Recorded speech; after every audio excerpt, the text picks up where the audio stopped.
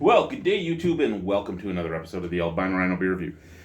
Today, we have a beer from Medicine Hat Brewing Company. Oh, see, yeah, that right there actually is probably the perfect level for this whole thing. So we got the new table, hand built by the Rhino himself, hand burnt by the Rhino himself, hand clear coated by the Rhino himself. I did very little work on this tabletop, as in there was not a lot of time or effort put into it because this was purposely planned and made, and I think it's going to be a good little addition. Just makes everything even more warm. Now I just got to do something here, right? Because this I don't even remember what color it was, but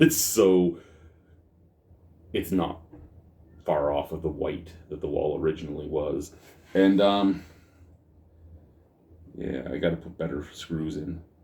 I think that's my only thing, is I'm gonna have to take these screws out because the screws that I used were not nearly the type I would have used myself. But hey, today's beer is Industrial Avenue IPA. And what are we looking at? 100 plus IBU and 6.7% alcohol by volume. Wow. Okay. And there is your graphic for it. So we will put this over here. Let's quickly see what's being said over here. 5 people on my friends list from Untappd have tapped it in with a 3.5 out of 5 overall. 1.6 thousand people have tapped it in with a rating for a 3.54 out of 5 overall. Medicine Hat Brewing Company in Medicine Hat, Alberta. Industrial Avenue is where it all started for Medicine Hat Brewing Company back in 1912. The street owns our heritage, and you see many of the original buildings from those years still standing within the city. The Industrial Avenue takes on the name of our heritage and considered the big brother to our Aberdeen Pale Ale. This IPA is made to salate the self-proclaimed hopheads. That's not me. There are copious amounts of American-style hops used in the brew kettle and dry hop additions to assault the senses with citric aromas and flavors.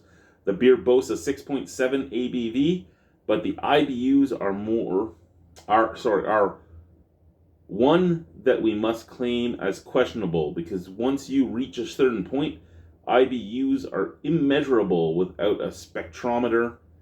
Industrial Avenue is in that range. You guys don't have a spectrophotometer? Don't worry, I don't either. They are correct, however. Anything above 100, first and foremost, you're not supposed to be able to taste the difference between 100 and 2,000. I've had Alpha Fortification from Flying Monkeys, which was a very high IBU beer. At the time, it was considered the highest IBU beer in the world. It was, I believe, about 21 times what this one's claiming to be. So we'll see. I've had a lot of 100 plus IBU beers, and a lot of them don't even taste as hoppy as like 60, 70, or even 80 IBU beers. One, it matters what hops you're using, and two, it is true for the human tongue, it does become immeasurable at one point. And I mean, you can only, there is mathematical equations and such you can use, but they're not 100%. So they are right. At a certain point, it becomes very hard to discern. But I give them props on actually writing that out. That, they don't know for sure.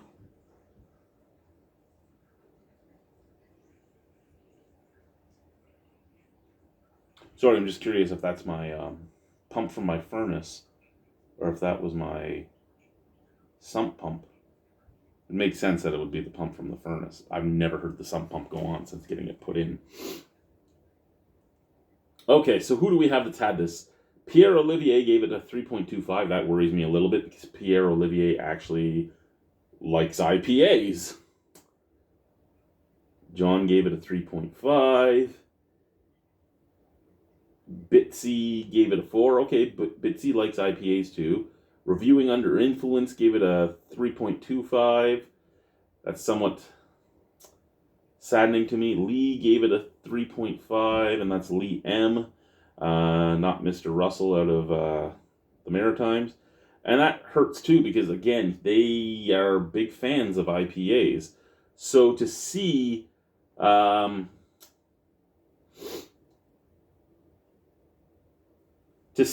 not really love it does worry me a little bit, but it is what it is, right? We'll see what we think of it. Let's open her up.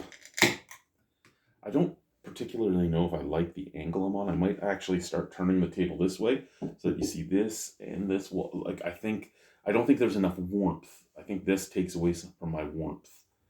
I like my warmth. I also like looking at all the shit I burnt with a torch. Actually, the best part of the whole thing is I've burnt all the wood to make these walls. I burnt all the wood for my baseboards throughout the basement. I'm almost done the entire basement for baseboards. I think I have 1, 2, 3, 4. I have 5 boards left to take off. I burnt this table. I've burnt other wood that I'm doing furniture out of. And I just finally got to the end of my first propane canister. And it's not even completely empty yet. I could probably use it for another 1 or 2 baseboards before I have to worry about anything else. It's wow, it's a beautiful amber color. So when I was a single rhino prowling the prairies, well, no, I wasn't in the prairies yet, but prowling for mates, that hair color, that got me. Red, auburn, all that type of stuff. That was one of the things that I would be like, whoo! That, and I also had some yellow fever. Strange to be admitting to it both, because my wife is neither of those things. And I love her with all my heart.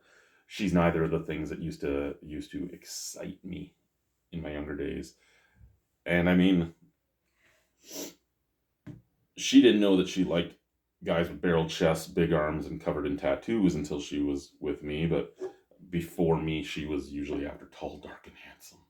She did not get tall, dark, or handsome. So I mean, the heart wants what the heart wants, I guess, right? You think you know what you want until you find what you want. Let's give her a sniff.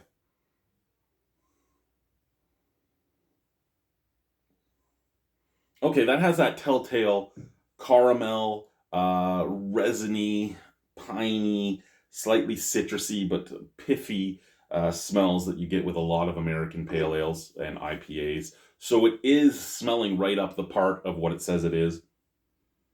Oh yeah. It's like grapefruit peel, pine trees, molasses, maybe some spruce. Just that weird malty and bitter scent that a lot of American pale ales and IPAs give off. That's what I'm getting off of this. I saw a beer at the Sobeys Liquor today that was from a brewery here in Saskatchewan, and it said like yesterday's IPA. And when I smell this, I think of yesterday's IPA. I think of the first IPAs that came out, albeit this is supposed to have a lot more IBU than your regular IPAs of today. That's what it makes me think of. Cheers, let's try it.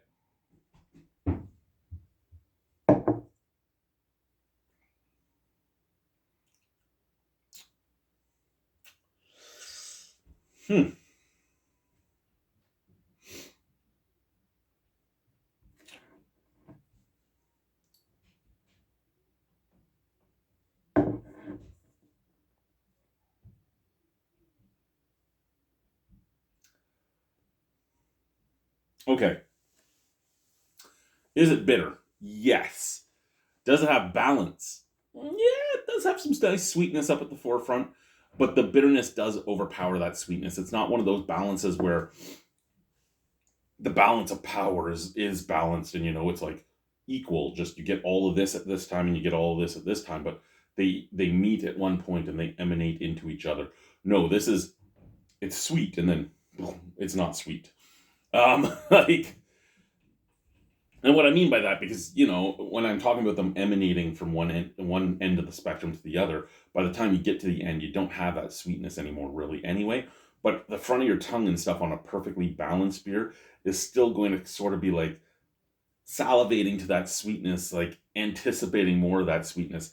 On this, there's nothing left on the front of your tongue because everything's being attacked at the back of your tongue. Those bitter receptors are just like, whoa! And the sweet ones have like run away because of the screaming. That's the best way for me to put that one. Like it's odd.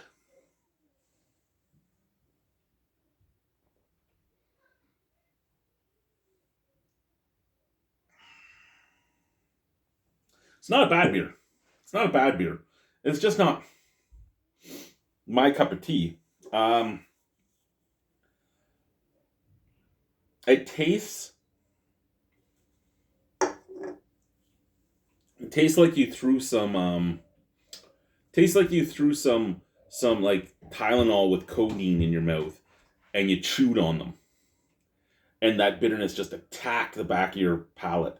Or to a lesser extent, I guess, Advil, because Advil, when you chew into them, the powderiness just explodes and that bitterness is there. And that's what it reminds me of. It reminds me of chewing on a pill that's not supposed to be chewed.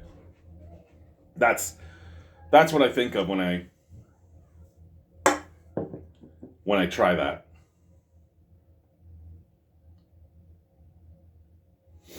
I'm a little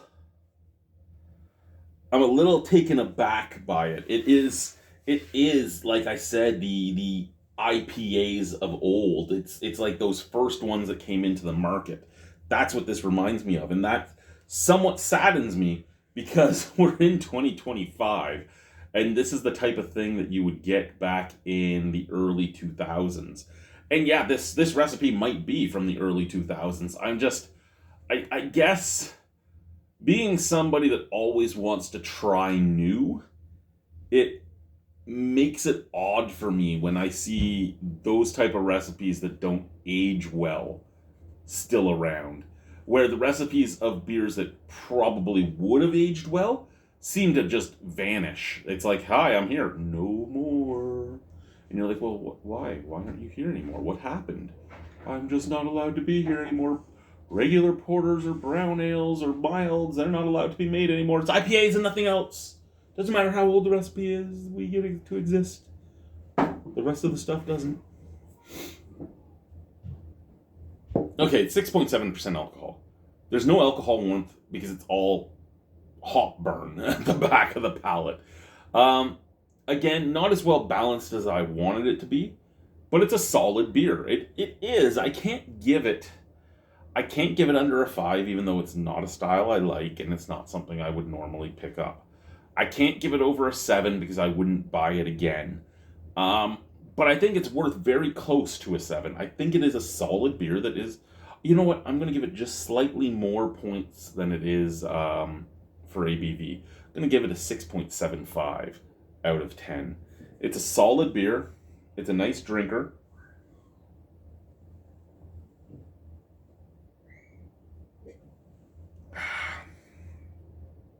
I don't think it's a beer you could have more than one of. But maybe you could. I couldn't. Anyway, guys, Industrial Avenue IPA from Medicine Hat Brewing Company, 6.75 out of 10. I'm going to put the empty can up here. And now I got to try and stand up from this stair because you can't push it out and then get to the camera to turn it off. So let's see if we can do this, right? Yeah! Bye, guys.